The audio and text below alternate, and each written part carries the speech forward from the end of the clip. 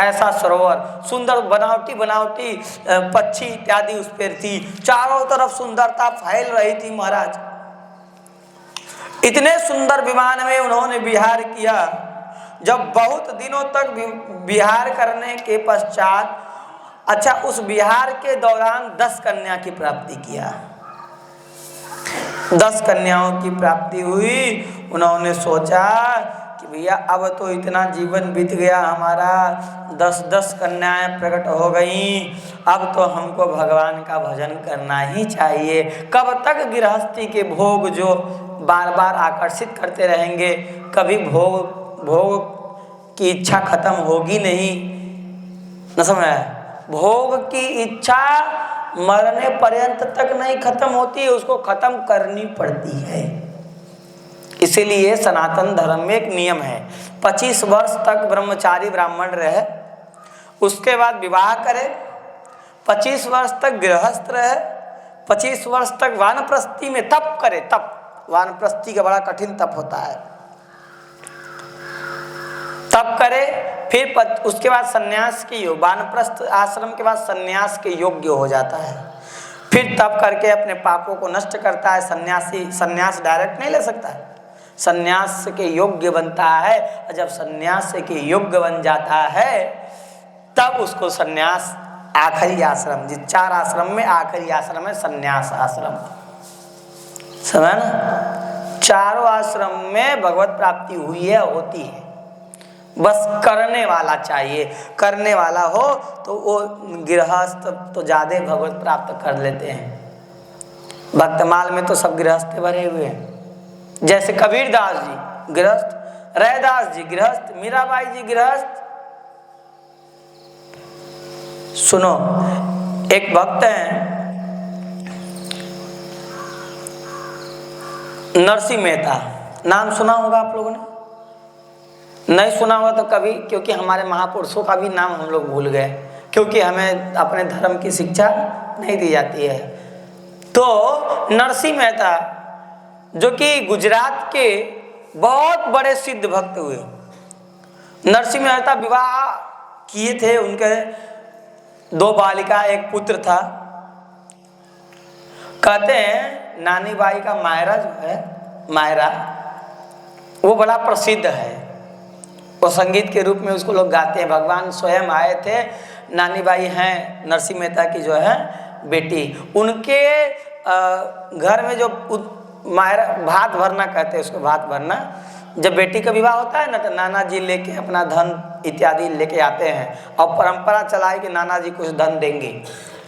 अब नरसिंह मेहता के पास तो कोई धन था नहीं, भगवान की कृपा बता रहे हैं, गृहस्थ वक्त जब चाहे तब धन बरसता है, बता रहे हैं आपको, धन बरसा दिया भगवान ने।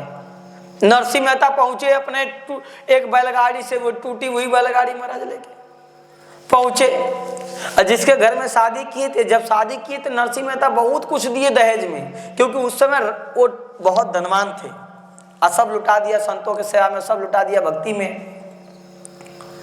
नरसिंह मेहता पहुंचे तो भाई गरीब का सत्कार नहीं, अरे तो गरीब है, इसका पिता भजन करता रहता है। 7-8 गो सूरदास को लेके चलते थे, वो सूरदास जी लोग थे, वहीं बैठ के भजन करते थे नरसिंह मेहता के साथ। कहीं ये आ गया अंधों के मंडली के साथ, कहाँ ठहराया जानते हैं? गौशाला में। कहा जाओ उधर गौशाला में बैठो, गौशाला में कीर्तन करते। उनकी बेटी चुपचाप मिलने के लिए आई नरसिंह मेहता जी से, और कहीं पिताजी आप क्यों आ गए? आपको नहीं आना चाहिए था, ये बड़े लोगों का वो खानदान है, इसमें आपकी बेइज्जती होगी तो हमको देखा नहीं जाएगा, तो हम तो मर ही जाएंगे। कहा कोई बात नहीं बेटी, तुम्हारे सास से कह देना मेरी एक बात, तुम्हारे पास जो औकात है उतना तुम लिख के हमको दो, हम भात भरेंगे। सोचिए, कुछ भी नहीं है, 10 रुपए लेके नहीं आए हैं। बीच में भगवान ना होते तो बैलगाड़ी उधर टूट गई होगी, होती पैदल ही आना पड़ता लेके, वो तो भगवान आ गए, बैलगाड़ी को ठीक कर दिए, तब ये लोग आ गए। तो क्या कह रहे हैं कि जाओ लिखवा के लाओ लिस्ट। इनकी सास भी चिढ़ गई नानी बाई की, उसने लिख दिया इतना सामान लिखा, इतना सामान लिखा, लिख दिया ये लो सोने का सील, सोने का लोढ़ा, इतना आभूषण, इतना कपड़ा, 100 ठो कपड़ा, 200 छोटे बच्चों का कपड़ा, 300 बड़े बच्चों का कपड़ा, 400 साड़ियाँ, ऐसे ऐसे महाराज ढेर सारा सामान लिख दी, मतलब उपहास करने के लिए। और वो बड़का लिस्ट देखे नहीं, भगवान के पास रख दिए, प्रभु ये हमारा लिस्ट नहीं है, हम तो तुम्हारे बदौलत आए हैं, ये तुम्हारा लिस्ट है, तुम लिखो। और क्या लिखा है हम जानेंगे नहीं, हम पढ़ेंगे नहीं। मतलब भगवान पे छोड़ के कीर्तन करने लगे। अब कुछ देर 1-2 घंटा के बाद उनकी बेटी आई, पिताजी आपने जैसा कहा वैसा मैंने किया, कहाँ है वो धन आपका, कहाँ है? कहा घबराओ नहीं बेटी, मेरा एक चेला लेके आएगा, हमारा चेला आएगा। किस दिशा से आएगा बताइए तो सही। कहा पूरब दिशा में। कुआं पे बैठ के उनकी बेटी पूरब दिशा में इंतजार कर रही थी। अगर इतने बजे तक वो नहीं आया तो मैं कुआं में कूद के प्राण दे दूंगी, क्योंकि मेरे पिताजी का इज्जत चला जाएगा। भगवान की कृपा पे उदाहरण दे रहे हैं आपको, भगवान कैसे कृपा करते हैं, कलयुग की घटना है। नहीं, अब उन इंतजार किया है उन्होंने बैठकर, नरसिंह जी की बेटी ने इंतजार किया है। एकदम जिस समय वो अधीर हो रही थी, अब कूदने वाली थी, उसी समय पूरब दिशा से बैलगाड़ी अपना आ रही है, कई ठो बैलगाड़ी आ रही है। महाराज बैलगाड़ियों को देख के प्रसन्न हो गए, लगता है हमारे पिताजी का जो चेला है आ गया। और नानी उनको बैठा कर बैलगाड़ी में ले गए। भगवान स्वयं भगवान आए थे और सबको कपड़ा बांटा, जो जो लिखा था वो लेके आए भगवान। कहते हैं कि कुछ ऐसे नौकरानी थी जिनको मिला नहीं, तो नानी भाई अपना ही वस्त्र दे दिया। पर भगवान ने कहा घबराओ नहीं, अभी तो और चमत्कार करना बाकी है। कीर्तन भगवान के सामने गाकर नरसिंह मेहता जैसे नाचे। कल उस गांव में आभूषण का, वस्त्र का, जो जो लिखा था उसका बारिश हो गया। मतलब इतिहास का एक ऐसा घटना, सनातन धर्म का ये, अभी भी उस बारिश के कपड़े, कुछ पैसे इष्ट मतलब देखने के लिए कि भगवान ने बरसाए थे, वो रखे हैं नरसिंह मेहता की जन्मभूमि पे, और नानी माई के यहाँ भी रखे हैं। कहने का अर्थ यह है, मतलब एक कपोल कल्पित घटना नहीं, सत्य घटना है और इस युग का है। भैया जो विश्वम्भर का जो दास होता है, या जिसके पीछे विश्वम्भर पागल होते हैं, वह कुछ भी कर सकता है। भक्त भगवान को भी अपने पीछे पागल कर देता है। क्योंकि देखो, भगवान के पीछे भक्त पागल रहता है, भक्त के पीछे भगवान पागल रहते हैं, दोनों एक दूसरे के लिए रहते हैं। भगवान ने कह दिया ये मेरे को छोड़कर किसी को नहीं जानता, मैं भी इसको छोड़कर किसी को नहीं मानता। यानी जो भक्त का सेवा करता है मैं उसको बहुत कुछ देता हूँ। संत का सेवा की बड़ी महिमा है महाराज, पर कालखंड इत्यादि से, अज्ञान के कारण से, ज्ञान के अभाव के कारण से लोगों ने संतों में केवल बुराई देखना प्रारंभ कर दिया, और जहाँ बुराई देखनी चाहिए वहाँ अच्छाई देखना प्रारंभ कर दिया। तब से ही संत घूमना बंद कर दिए, भ्रमण करना बंद कर दिए। ये सनातनियों के लिए सबसे बड़ी क्षति की बात है कि संत जो असली है, जो भगवान की कथा कीर्तन को लेके चलते हैं, हमारा निष्ठा नियम यही है कि हम यही मंच पे हमको जो चढ़ेगा, जो हमारी विदाई होगा, जो हमको जनता देगी, आज तक वहीं से हम दक्षिणा लेके गए हैं। जो मिल गया, जो मिल जाए, मतलब कोई नहीं, आज तक किसी के दरवाजे पे ये कहने नहीं गए कि हम कथा कर रहे हैं, हमको पैसा दे दो, चाहे दक्षिणा दे दो। तुम्हारे यहाँ हमको आए हुए हो गया ना 3 दिन, आज 4 दिन हो गया, 1 दिन पहले आए थे। कभी नहीं, क्योंकि भरोसे जाए दूसरों सो करो। किससे भरोसा करें? मोह को तो एक भरोसो से रघुनाथ को, बस एक ही भरोसा है भगवान का, ये भरोसा टिकता है महाराज। कहते हैं कि करदम ऋषि जब जा रहे थे तो उनकी पत्नी ने पैर पकड़ लिया और कहा देखो प्रभु, आप एक बात भूलते जा रहे हो। भगवान ने क्या कहा था कि मैं जन्म लूंगा 10वें संतान के रूप, 9 कन्या हुई थी, 10वें संतान के रूप में मैं आऊंगा। 9 कन्या के बाद 10वें संतान में मैं आऊँगा। भगवान अभी नहीं आए, अभी मत जाइए। कहा ठीक है, आप सही कह रही हैं, मैं भी भूल गया था। भगवान जब प्रकट हुए, एकदम ऐसे प्रकट हुए, वो कोई पैदा नहीं होते पेट से, प्रकट होते। जब भगवान प्रकट हुए तो एकदम योगी जैसा योग मुद्रा लगाए प्रकट हुए।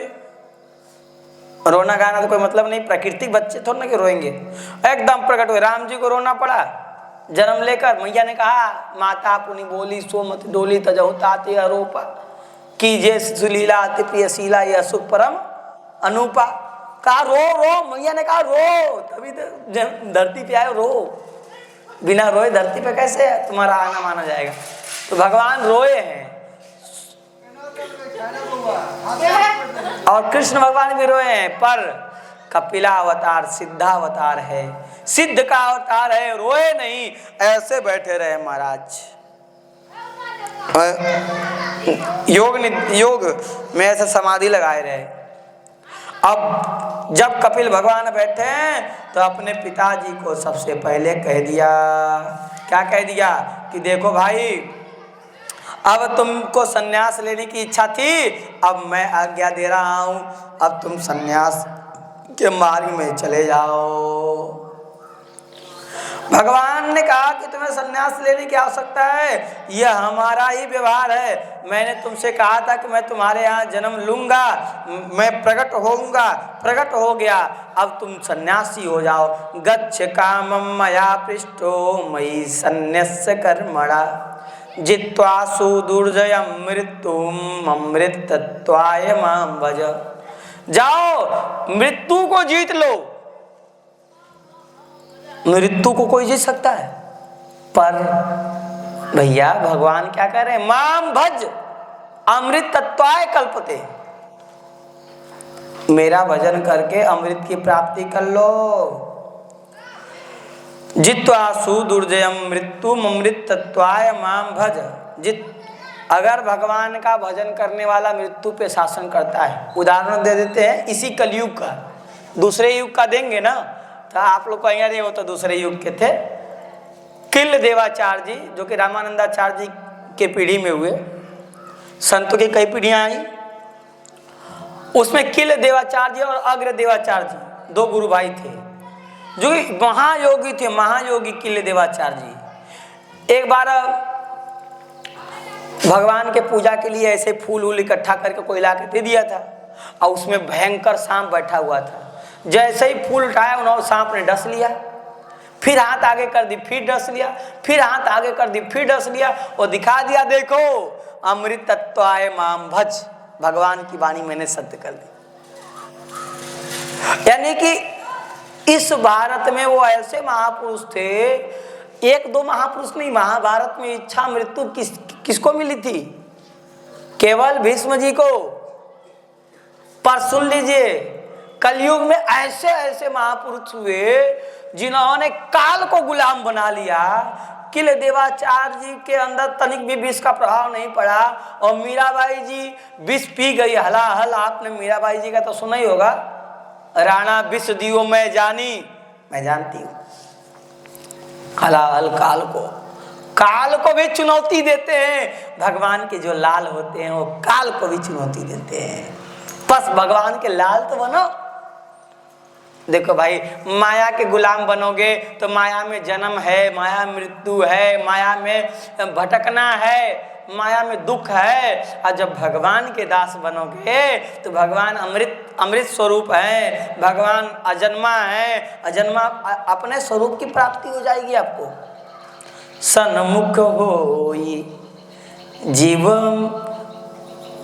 मोहि जबहि अजन्म कोटि अघ नासहि तबहि। जब मेरे सन्मुख जीव होता है तो एक जन्म के नहीं, करोड़ों जन्म के उसके पाप नष्ट कर देते हैं। सन्मुख अभिमुख का मतलब क्या है? अपना सब ध्यान संसार से हटा के भगवान के पास हो जाना, ये सन्मुखता है। और अपना सब भगवान की तरफ से जो ध्यान हटा के संसार की तरफ हो जाता है, विमुक्ता है। बस इतना ही सन्मुखता विमुक्ता का अंतर है। सन्मुख हो ही जीव मोहि जबहि। जीव पाओ निज सहज स्वरूपा, मम दर्शन कर यह फल अनूपा। भगवान ने कहा मेरे दर्शन का यह फल अनूप है। जीव अपने स्वरूप की प्राप्ति कर लेता है। जीव पाओ निज सहज स्वरूपा, सहज स्वरूप है अमृत तत्व। आप अमृत तत्व को प्राप्त किए हुए हैं। आप जीव केवल शरीर नहीं है, आप इस मरण धर्मा शरीर में आपका कोई वो नहीं है। ये केवल घर है आपका। जैसे हम लोग किसी घर में रहते हैं फिर निकाल दिए जाते हैं। जिस दिन इस घर को आप छोड़ोगे उस दिन इस घर का अंत हो जाएगा। बोल वृंदावन बिहारी लाल की। भगवान ने कह दिया जाओ जाओ, अब तुम संसार को पार करने के लिए सन्यास धर्म का आचरण करो। भगवान ने भेज दिए। अब कपिल देव को प्रणाम करके, क्योंकि सिद्धावतार है कपिल मुनि का, कपिल मुनि को प्रणाम करके अब माता ने प्रश्न किया है, प्रभु मैं पहले आपको प्रणाम करती हूँ।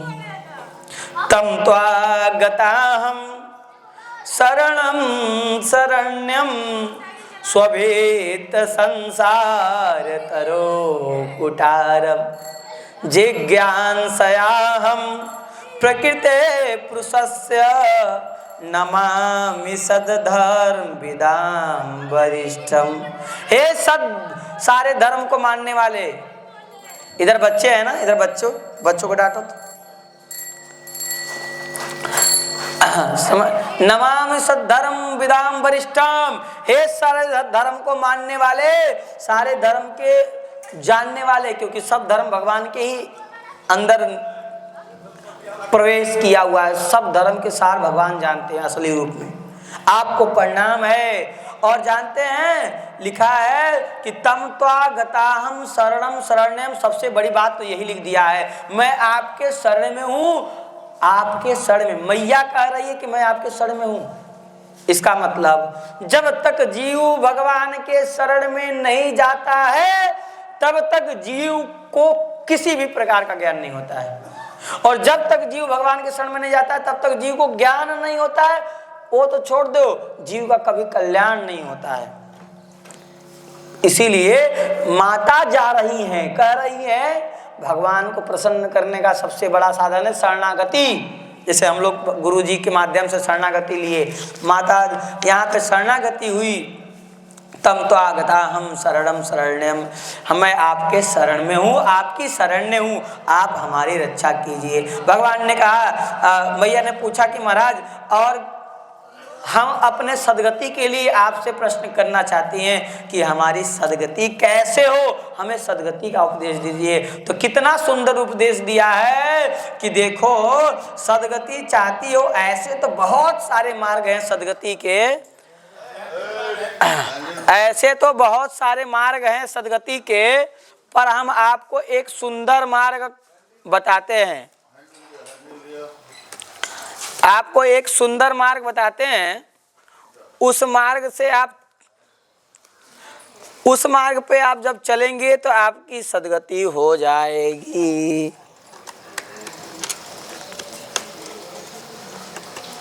बोलो वृंदावन बिहारी लाल की, श्री सीताराम राजा सरकार की। तो कह रहे भैया अब तुम्हारे उस मार्ग का वर्णन मैं कर रहा हूँ। कह रहे हैं कि देखो संसार में ऐसे तो तरने के बहुत सारे साधन हैं। जिस साधन का सहारा लेकर जीव इस भवसागर से जन्म मृत्यु के चक्र से सदा सदा के लिए छूट सकता है, पर जो सबसे प्रमुख कुछ साधन है उस पे मैं फोकस कर रहा हूँ। ध्यान से उसके लिए जाइए। रिकॉर्डिंग बंद कर दीजिए। हाँ फिर सबको तो बैटरी भी देखते रहिएगा। बोलो वृंदावन बिहारी लाल की, श्री सीताराम राजा सरकार की। आइए थोड़ा देर कीर्तन कर लें। श्री कृष्ण गोविंद हरे मुरारी हे नाथ नारायण वासुदेव, हरे मुरारी हे नाथ नारायण, हे नाथ नारायण।